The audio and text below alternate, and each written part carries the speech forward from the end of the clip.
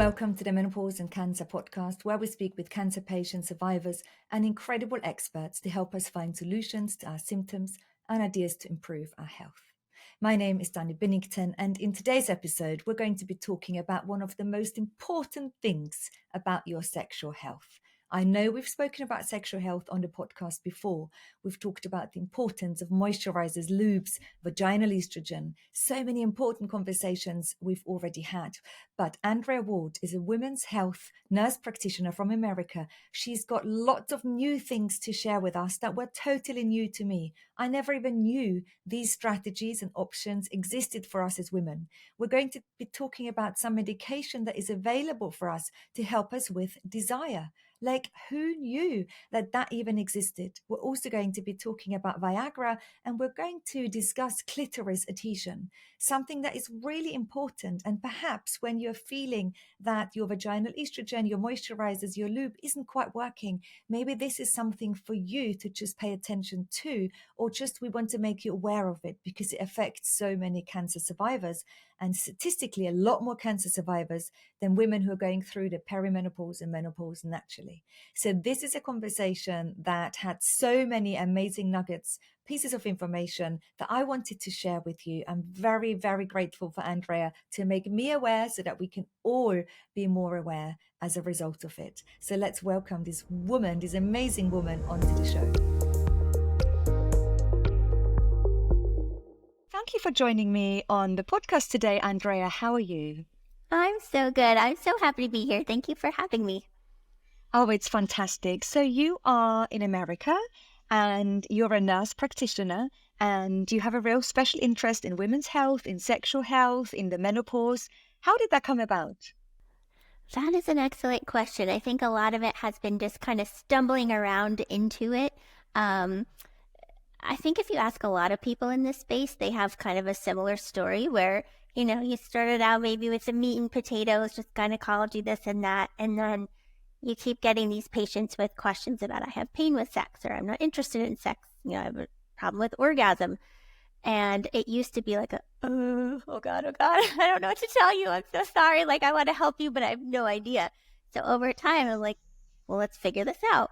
Because I hate not having an answer for patients. So, doing my own research, finding other practitioners and learning more and more and more. And it's so nice to be a resource for people on really important topics that a lot of times we don't have, good information on, or it's, you maybe try to go to your GYN or whoever and bring it up. And it's kind of either like we didn't really talk about that, or, I don't really have an option for you. So it basically formed out of need.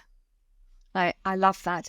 And everything is kind of figure outable in a way. Not always, but a lot of things we can figure out, isn't it? And at least improve. Absolutely. And I think the biggest thing is you have to be open to it. You have to be open to thinking about it or knowing that there could be a solution.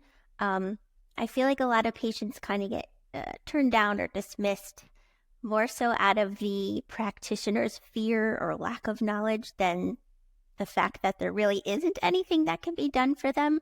So you just have to be open to it. Mm-hmm. And so on the podcast, we have talked about vaginal estrogen, moisturizers, lubricants, quite a fair bit, because it is so important and affects so many of us.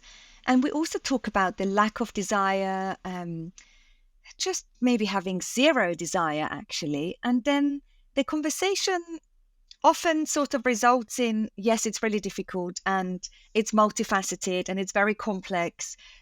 But I don't think I've ever really spoken about solutions unless we say to someone, yes, you can go to a psychosexual therapist. But how many of us really do that? Although I think it would be amazing. In terms of orgasm, is it physical? Is it mental? Is it both? And are there some physical things that we can have support with? It can absolutely be all of the above.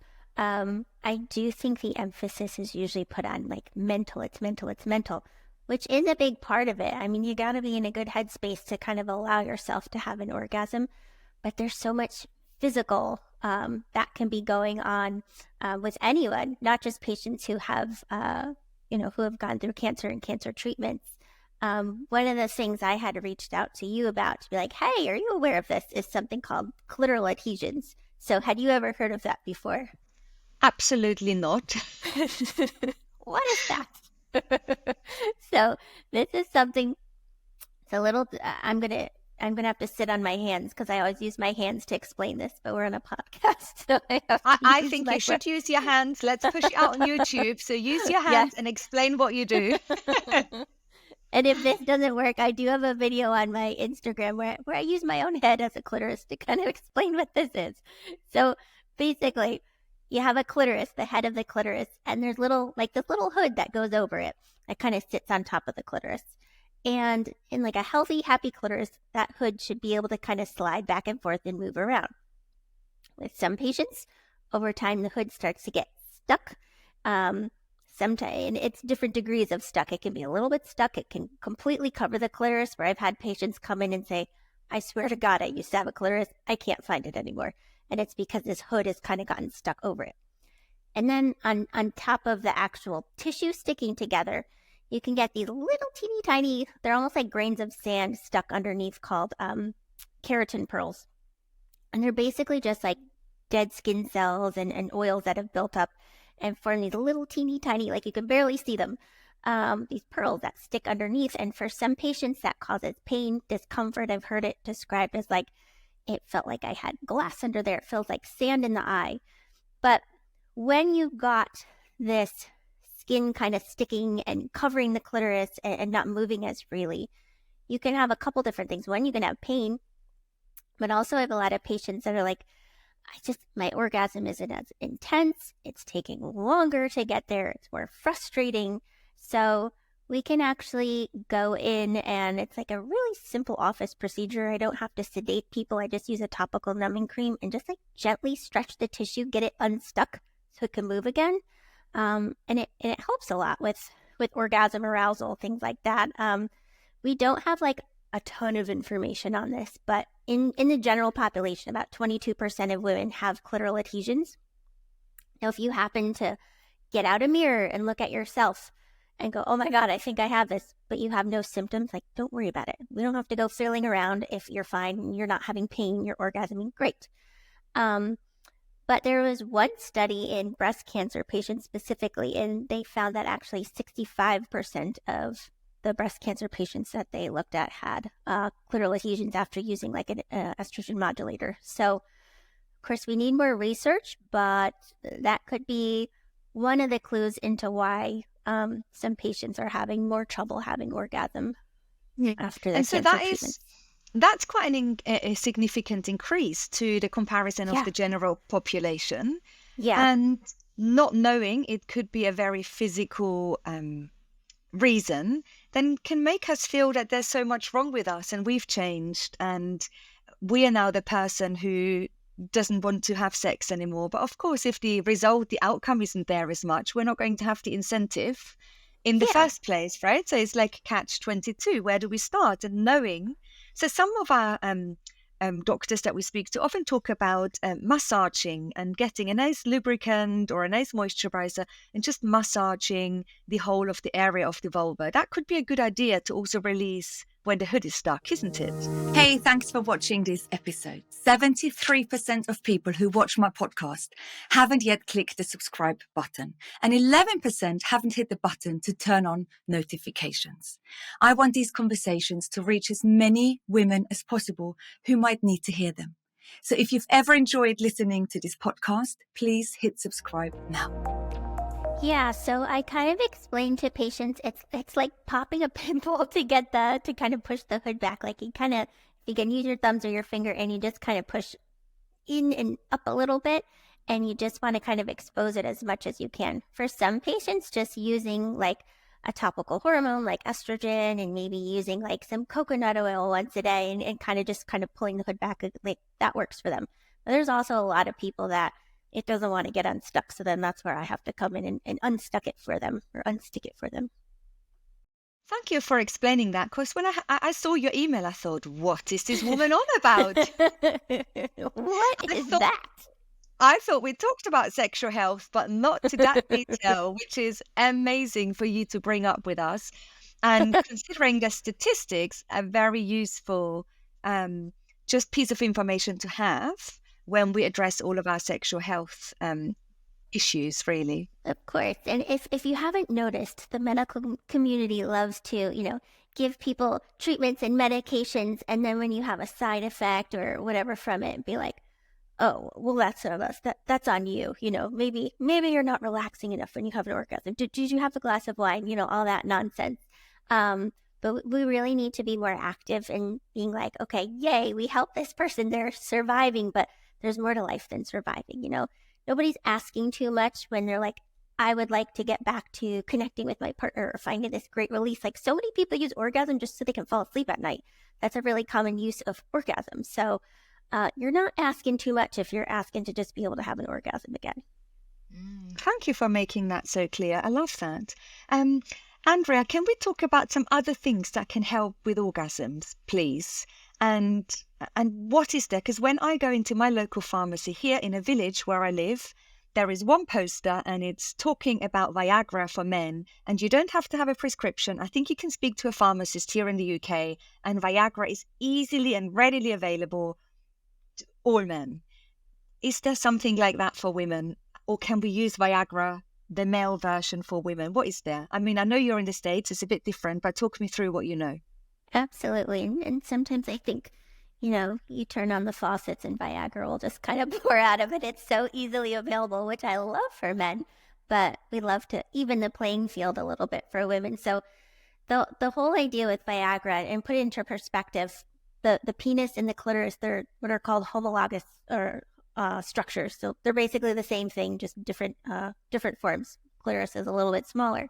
They both have erectile tissue, but they're homologous. They're very similar. So with something like Viagra, the whole goal is to vasodilate, so help those blood vessels expand, get blood flow into the penis to help with erection. So we can do the same thing for a clitoris. I think where the confusion comes in with some people is, for most people that have a penis, the biggest issue is just establishing an erection. And erectile dysfunction gets very much more common as you age. It's like 50% of men have it at age 50, 60% at age 60. So with women, if there is like a blood flow issue, we can give you Viagra, we can give you other generics. There's different creams you can get compounded with, basically sildenafil, so the generic of Viagra, and other vasodilators that you can kind of rub over the clitoris maybe 20 to 30 minutes before sex to just get the juices flowing. I think where the misunderstanding comes sometimes is that people will hope or have the expectation of like, oh, I'll take Viagra and then suddenly I'll want sex.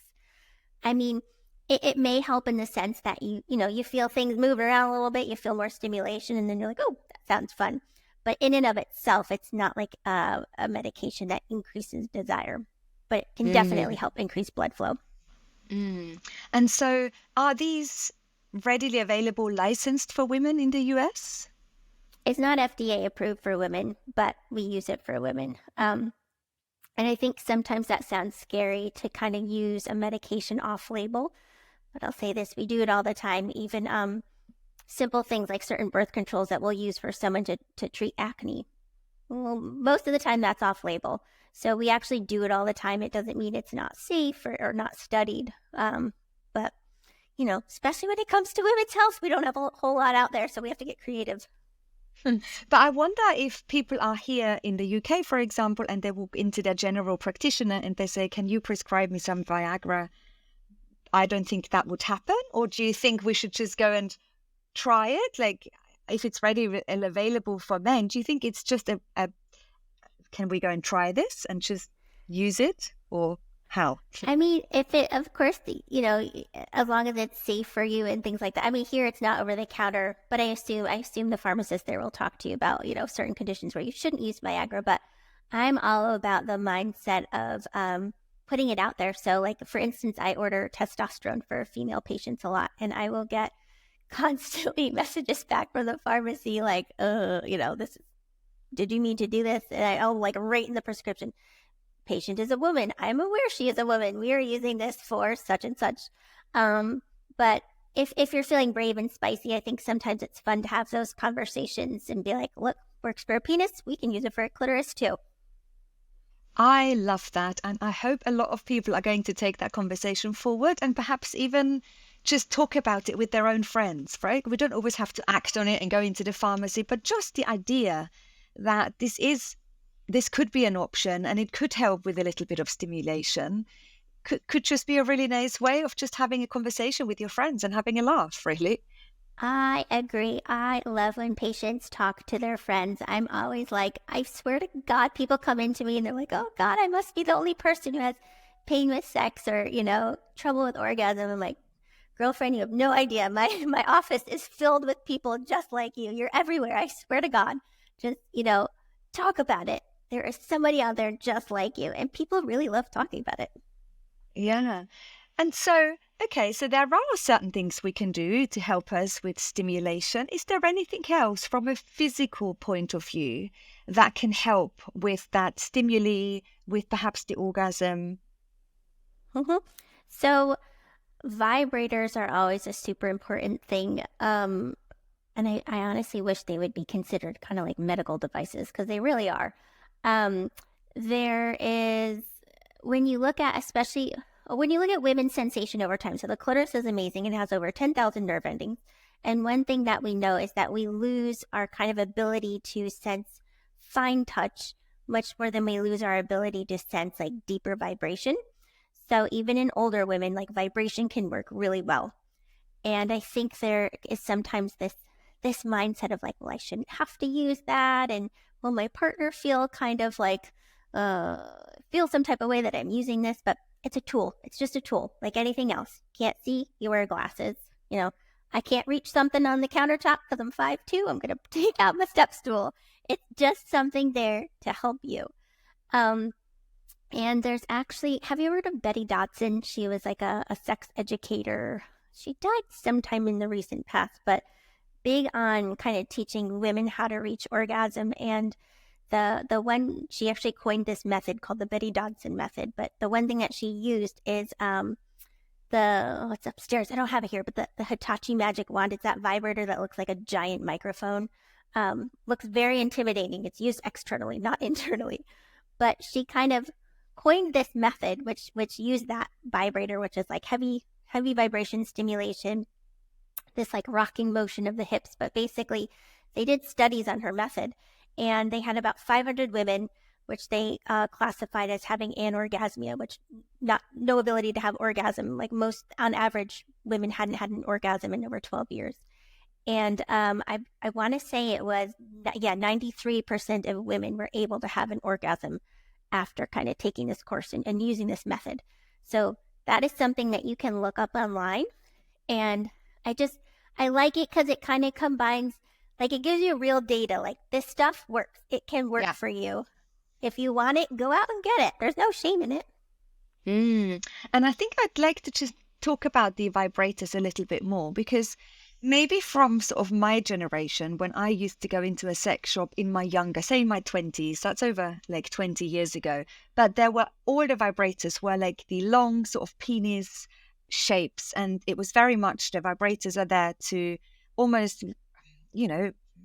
make you, it's almost like penis and vagina sex, but with a vibrator, right? We know that isn't always the preferred method and way of having intimacy for women anyway. And so a lot of the new vibrators, they don't even need to be inserted into the vagina anymore, don't they? No, not at all. We know that 85% of women are not going to orgasm from penis and vagina. It's not going to work. Your clitoris is in a similar location to your vagina, but it's not in your vagina. For some lucky women, vaginal stimulation will kind of stimulate the clitoris and lead to orgasm, and I'm happy for them, but that doesn't happen for most women. So I would say that the newest technology when it comes to vibrators and things like that are like the clitoral stimulators. So they're called like clitoral suction devices. They have like it's like almost like this little circle that fits right over the head of the clitoris and kind of delivers these air pulses. And more recent studies have shown that women really like those. They're really effective. They work quicker. And again, nothing that you have to put inside your vagina. And I think that's important for people too that have gone through radiation and things like that, that maybe have like a stenosed or narrow vaginal canal. We don't, like, vagina's welcome. We want to welcome her to the party if she wants to partake, but if she can't, we don't need her. We can do other things, and it's really fun. Thank you, Andrea. I think it's so important to think if we want to do something about it, there are different things we can try, isn't it? But it does Absolutely. require that headspace, right? Because I suppose by the time people come through your door, they've gone on a journey, like Yes. a long journey. They might have had a Yes. cancer diagnosis or not. They might have had years where you just put things on the back burner because we can't, to sort of feel like I want to really address how my sex life is. A multiple of things need to happen. Often it's the partner that says, our sex life has changed. Why is it different? I want to go back to where we used to be. And people and women often say to me, it's important for me for the relationship as well as for my own intimacy. But often there is a relationship factor as well, isn't it? And sometimes it's people say, do you know what? I'm really not bothered. I'm quite happy to put this on the back burner. And they go happily like that for years. So when people come through your door, have they tried a lot of things usually? Or are you the first step to help them explore? I would say I have a combination. A lot of people have tried in and of the fact that they have gone to like their OBGYN or maybe talked to their oncologist, but they usually kind of just get like, use lube, but get some lingerie or whatever. And then they're just kind of like, okay, is there anything else out there? So I would say I have a good combination. Most women have not tried that much or aren't even aware that there are things to try. One of the first things that I always hear from women is like, I didn't even know this type of office existed. Like most people don't, but I'm glad you found me. So in that way, it's fun because I get to be like, come in, look at all my treasures and things. There's so much to offer. But there are some women, of course, that are like, okay, I looked up this, I read about this, and I want to try this. And I'm like, all right, cool, let's do this. I love all scenarios. Yeah, and it's just fantastic we're talking about it because I do feel when that part of ourselves changes, it's yet another thing where we feel cancer's taken over our whole life. And although it doesn't seem important initially when people perhaps go through active treatment, it does feel like a loss of self as well when that part changes. And being able to know that there are more things than lubes, moisturizers, and vaginal estrogen to try can feel so helpful and reassuring. I'm quite curious about the method you have explained to me, and I'm going to look that up as soon as we get off the call. Is it like a program of where? Not exactly. It's just like her technique. I think it involved like a weighted dilator. That particular massager, which I think now they just call it the magic wand. I think they got rid of the Hitachi part. And this like rocking kind of scooping motion with the hips. But yeah, it's just her technique. She got it down and then she started teaching women and off she went with it. But I just love that because I feel like a lot of people can look at that as like, what is she doing that for? Like that's your life's work. But how much joy does that bring to people? Like you said, sex is it's an important part of life for a lot of people, not everyone. And if it is something that's important to you, you deserve to at least try to get that back and incorporate it in your life. I mean, it's how adults play. It's our, how we explore and get loose and just act stupid or fun. Sex doesn't have to be serious all the time. How many times is just something ridiculous happen or stupid happen? But it just brightens your day. It's a form of connection. It's a form of self-expression. So it's not selfish to sit there and be like, well, I guess so many women kind of are looking to me at first for permission. Like, well, I am really happy that, I survived and this and that. I'm like, well, yeah, you have the rest of your life to live. So let's start living it. You're not a bad person for like wanting to enjoy the ride. Thank you for validating those feelings. I also speak to so many people who say they have bleeding upon intercourse, and of course they have doctor's appointments and they might just need, vaginal estrogen and other treatments, for example. But when you have that happen to you, to want penis in vagina sex is very unlikely, isn't it? And to try and go there again, and for the partner as well, sometimes it can feel as if you don't want to hurt your partner, you don't want to do anything that is going to cause upset or pain or discomfort. And so to rethink the whole thing is actually almost crucial, isn't it? To rethink that there are more options than a bit of lube, but also to rethink how we've done sex is probably most helpful now. And to think as women in general, maybe, I don't know, I actually have to ask my daughter's generation, but they're a lot more clued up about all of these things now. That there are so many other ways of having sex than perhaps my generation was led to believe. No, I agree. I think sometimes that probably, like, lesbians and bisexual women are probably looking at, some of us straight people like, hello, you guys were like, we've been getting along just fine, and like, there are great ways to do this, people. So it is kind of that mental reset, which I think is hard, because it's hard for people to let go of that. Like, it was this way one day, this thing happened, and then I was forever changed. And it takes a lot to get past that, like, but I just want to go back to exactly where I was. But I have to say that the journey that some women end up on, while of course nobody wants this journey, and I wish people didn't have to go back on it, sometimes they end up in a place that's actually so much better than where they started, because they were open to looking at sex in a new way, and the way they approach it and the way they think about it, where they can end up even connecting with their partners and themselves so much more than they ever were in the first place. Thank you for saying that. Just yesterday, we had a workshop with a menopause specialist. It was a Q&A session. And I said to people, just put into the chat box what you're most concerned about or what your biggest symptom is. And a couple of people said, I'm really worried that I'll never, ever, ever, ever, ever have sex again in my entire life. And that all of that part of me was over. And it's beautiful for you to know, or for you to share with all of your experience of seeing so many cancer survivors, that actually people can not just get back to a good, healthy sex life, but also almost improve to where they started. That's a wonderful message. Can we go back to the Viagra thing? Because I'm kind of like thinking, shall I just pop into my local pharmacy and just ask them if they would give it to me? Like, I don't know what my pharmacist would say, and I will have the conversation and I will report back to you, Andrea, and to everyone on the podcast.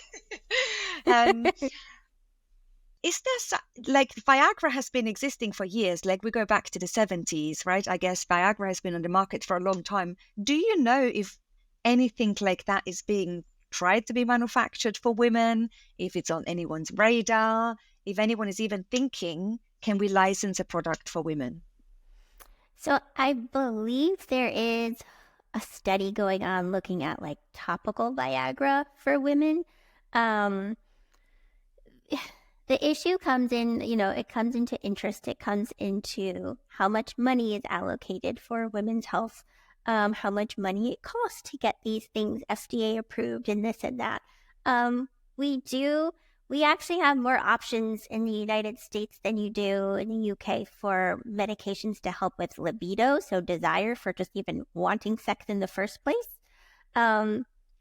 So we've come a little way with that. I always tell patients when they come in and they ask about, what can I do to want sex? And I'm like, I'm going to get very excited. We have 3 options. And I'm like, you don't understand. What, there is medication or to help you want to have sex? No way. Yes. I didn't know that. Yes. And I'm like, before like 2015, it was probably closer to 0. So we can go through those. The first one is testosterone. So women have more testosterone in their bodies than they do estrogen, and it's a super important hormone. We know that it helps very much for libido.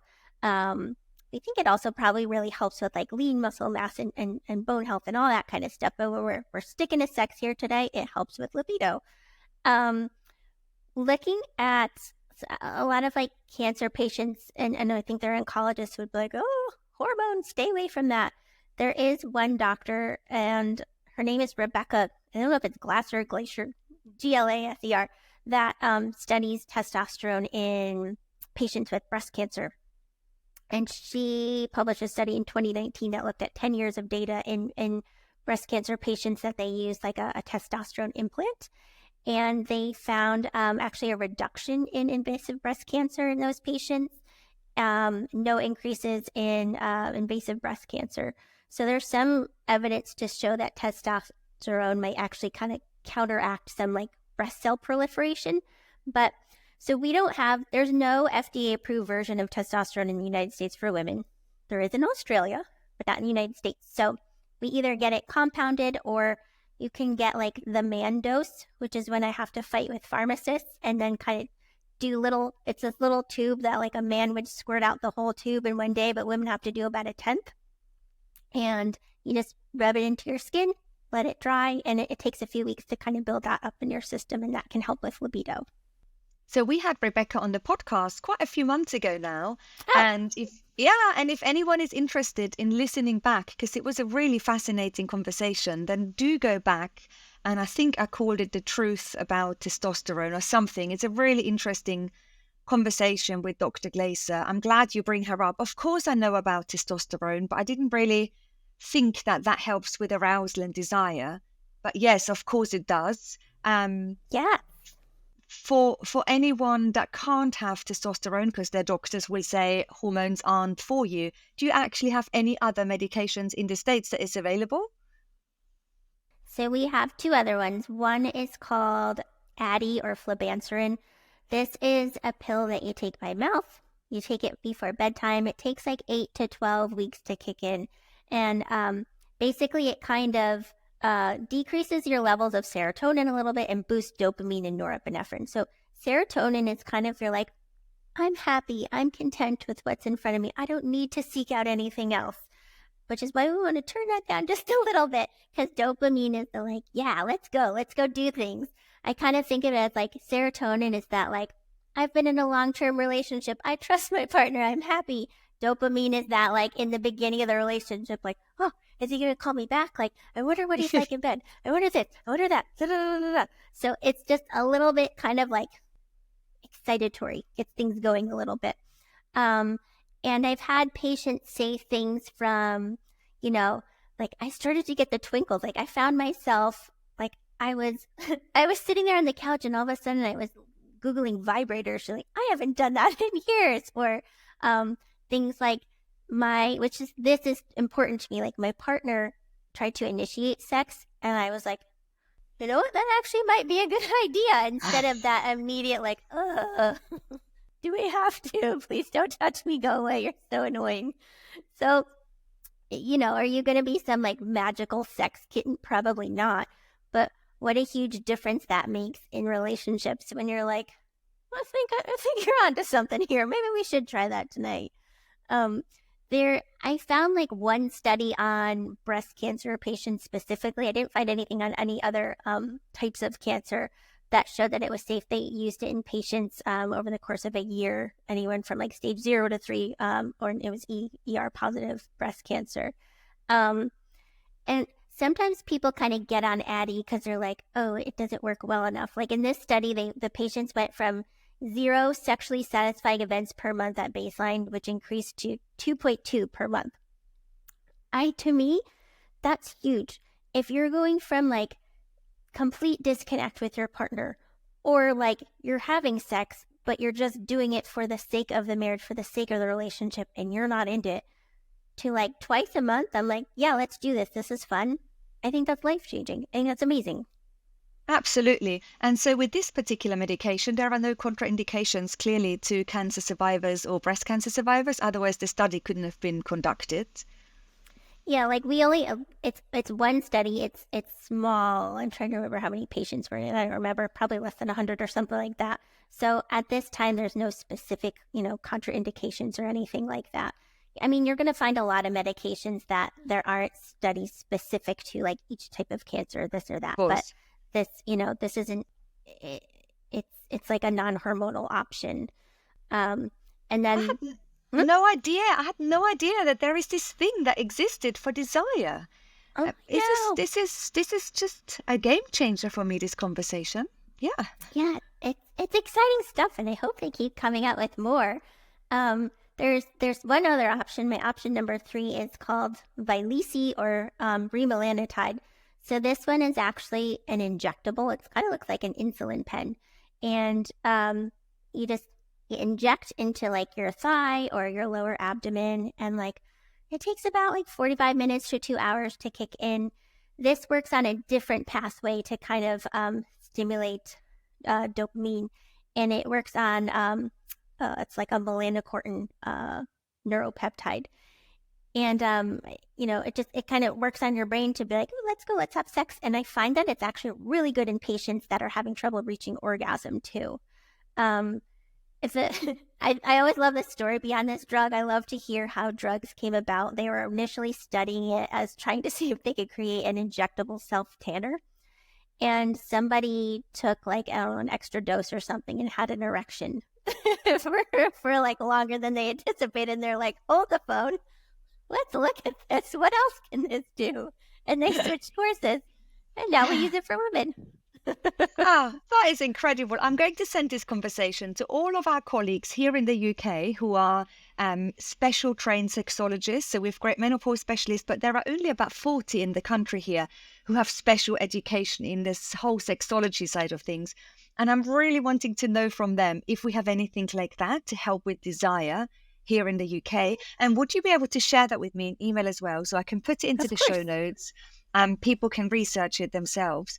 Well, this is quite fascinating because we started off talking about the clitoris, and actually something that happens to so many cancer survivors that is not spoken about, that can stop us from having an orgasm, all the way to even having solutions that help with desire, because I always feel desire is the one thing that no one can help me with.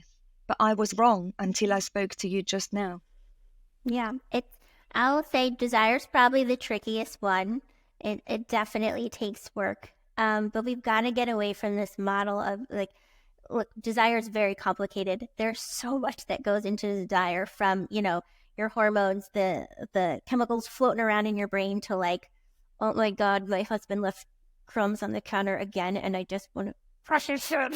Why can't he do this? All these little tiny things that can just be like, nope, we're not doing it.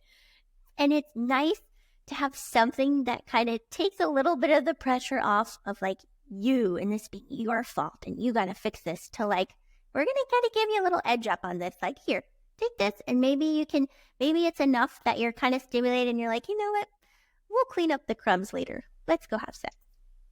Andrea, I know the next time I'm going to come to America on holiday, I know what I'm going to buy. Can you buy it, or do you need it prescribed? You need a prescription, unfortunately. Okay, Come buy yourself a little teeny tiny apartment in New Jersey or in Pennsylvania, and then I'll prescribe some for you. Where there is a will, there is a way. Exactly. And I don't know. I mean, I know the Vyleesi, I have Bremelanotide. I have some patients, because of course insurance coverage is shoddy with this, but I've had patients that get that compounded. So I don't know if there is an option, for you guys for that as well. I don't know about any compounded options for the pill, the Addyi, but the Bremelanotide people have found workarounds for. This was a great conversation, Andrea. I've recorded well over 100 episodes on the Menopause and Cancer podcast, and you have really added so much newness to all of our conversations. It's been amazing. I can't thank you enough. Thank you. That makes me so, so happy. My whole goal is always just like, let's just talk about this. I'm sure I sound like a broken record. I'm also one of those people that never shuts up about vaginal estrogen, but at the end of the day, there's people that don't know about it.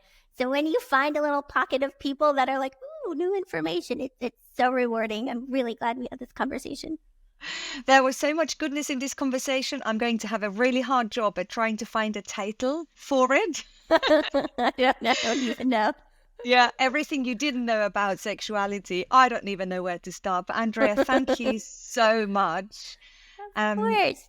And I hope we stay in touch. Email me with any newness, any updates, anything that lands in your practice that you think is worth sharing. Always tell us, because I want to share it on and spread the hope. I will. I'm happy to. And I know the one thing which we never got to, but you wanted to talk about lasers too. We can always talk about that at some point too, if you want to. We're going to do a whole other laser episode. Let's do that. Love Let's it. do it. Thank you so much. Thank you. I had such a good time. Okay, sadly, my little America holiday to buy some over-the-counter medication to help with low desire isn't going to happen, but it was worth a shot, wasn't it? I really hope that this conversation was eye-opening for you as it was for me. I had no idea these strategies existed. This was so fascinating and interesting to me. And I know a lot of the things we talk about here on the podcast might never be relevant for all of us, but I just want us to know what's out there, what we can explore, what options we have, so that if curiosity sparks, we know where to go, or at least that we've heard these things and they can form a starting point. I have no idea what's important to you right now when you're listening to this podcast conversation. I sometimes go through life, and what has been important to me in March is no longer relevant in November. And I think that's the beauty of life, isn't it? And that's the beauty of sometimes just coming into our conversations here and just seeing where they take you. Sometimes they are relevant, sometimes they're less relevant. And sometimes we just want to share what we've learned with the people around us. Because the more open we can be, the more we can share, the more others can also share with us. And I think this is really the space we all want to get to, so that we feel less alone, a little bit more heard, and more supported along the way.